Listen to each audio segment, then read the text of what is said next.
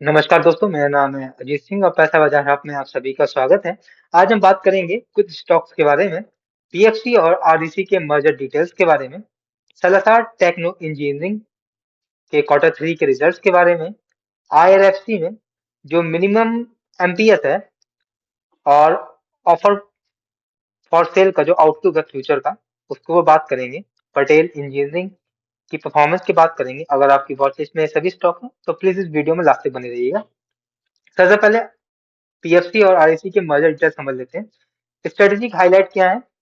Merger India का सबसे बड़ा अब तक का लार्जेस्ट पावर सेक्टर का मर्जर होगा दो एनबीएफसी का। अगर हम दोनों की लोन बुक को कंबाइन कर दें तो 11.5 ट्रिलियन तक की पहुंच जाएगी। अप्रोक्स 125 बिलियन डॉलर की इनकी ऑर्डर बुक है। इससे बेनिफिट क्या होगा? Elimination of holding company discount, थोड़ा सा डिस्काउंट मिलेगा जो कि मिलता रहता है। बोरोइंग कॉस्ट थोड़ी कम होगी। बेटर फंडिंग अच्छी हो जाएगी सोलर ट्रांसमिशन और ग्रीन हाइड्रोजन प्रोजेक्ट्स के लिए। बार्गेनिंग पावर आ जाएगी कंपनी पर थोड़ी ज्यादा क्योंकि कंपटीशन कम होगा। टाइमलाइन की बात कर लें, अभी ये प्रोसेस अर्ली स्टेज पे है।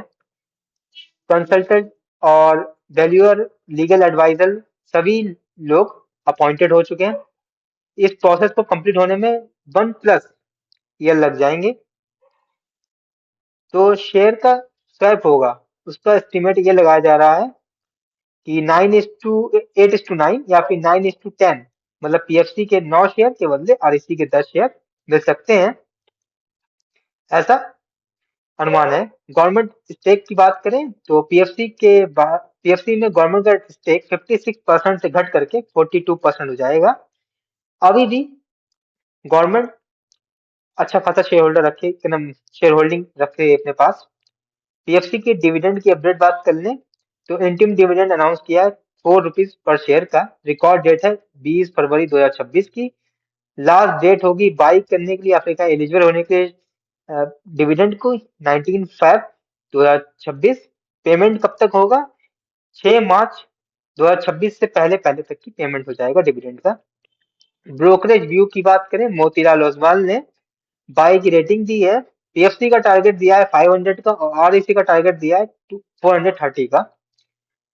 सलाहकार टेक्नो इंजीनियरिंग की बात करें तो क्वार्टर थ्री के रिजल्ट काफी वीक रहे। रेवेन्यू की बात करें 333 करोड़ का रहा। क्वार्टर ऑन क्वार्टर और ईयर ऑन ईयर बेसिस पर दोनों बेसिस पे ही डाउन है।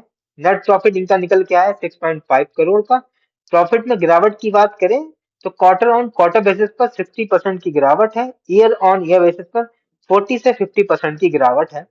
कंपनी के ऊपर मार्जिन का प्रेशर था। ऑर्डर एग्जीक्यूशन में देरी हुई जिसकी वजह से कंपनी के क्वार्टर के रिजल्ट काफी खराब आए हैं। अब आईआरएफसी की ओएफएस का आउटलुक देख लें। सेबी की गाइडलाइन है 25% पब्लिक होल्डिंग होनी चाहिए किसी भी कंपनी के अंदर। पब्लिक की होल्डिंग, सॉरी गवर्नमेंट की होल्डिंग आईआरएफसी के अंदर 86.36% है। तो पब्लिक की होल्डिंग अभी है 11.10%। तो इनको 13.9% और डाइल्यूट करना होगा, मतलब 75% मिनिमम लेके आना पड़ेगा। तो गवर्नमेंट को अगर अट्रैक्ट चाहती है, अगर अट्रैक्टिव वैल्यूएशन पर निकालना, तो उसे शेयर प्राइस के रिकवर होने का वेट करना होगा। कम से कम उनके हिसाब से अट्रैक्टिव होनी चाहिए 160 से 190 के बीच में। अभी स्टॉक ट्रेड कर रहा है 111 के ऊपर।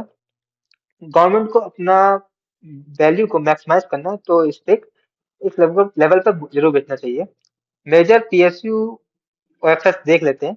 कंपनी पहली एलआईसी है जिसमें पब्लिक की होल्डिंग सिर्फ 3.5% है, जबकि इन्हें 21.5% का ओएफएस लाना पड़ेगा आने वाले सालों में। आईआरएफसी की बात करें तो 11 पब्लिक होल्डिंग है 11.10%, 13.9% का ओएफएस लाना पड़ेगा।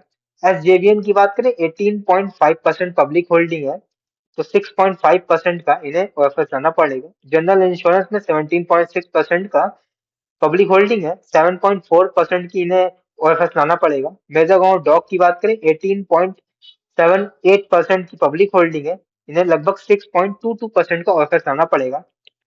अगर करंट लेवल पर इन सभी कंपनीज के अंदर गवर्नमेंट ओएफएस ले आती है तो अप्रोक्स उनके पास रुपए आएंगे 1.5 लाख करोड़ रुपीस। अब हम बात करेंगे पटेल इंजीनियरिंग की फ्लैट परफॉर्मेंस रही। रेवेन्यू 1268 करोड़ का है, जबकि ईयर ऑन ईयर बेसिस पर और क्वार्टर ऑन क्वार्टर बेसिस पर ऑलमोस्ट फ्लैट रहा है रेवेन्यू। नेट प्रॉफिट 71 करोड़ का है। प्रॉफिट कम हुआ है क्योंकि कंपनी के एक्सपेंसेस बढ़ गए हैं, कंपनी के मार्जिन थोड़े से वीक थे, लेकिन ये इंडिकेट कर रहा है कि एग्जीक्यूशन में थोड़ी स्टेबिलिटी है कंपनी की, लेकिन प्रॉफिटेबिलिटी थोड़ा सा प्रेशर में है कंपनी की। तो ये वीडियो हमारी सिर्फ और सिर्फ एजुकेशनल पर्पस के लिए थी, कोई भी बाय सेल की रिकमेंडेशन नहीं है। कोई भी निवेश करने से पहले अपने वित्त सलाहकार से बात करें। अगर वीडियो पसंद आया तो लाइक करें, शेयर करें, सब्सक्राइब करें। धन्यवाद।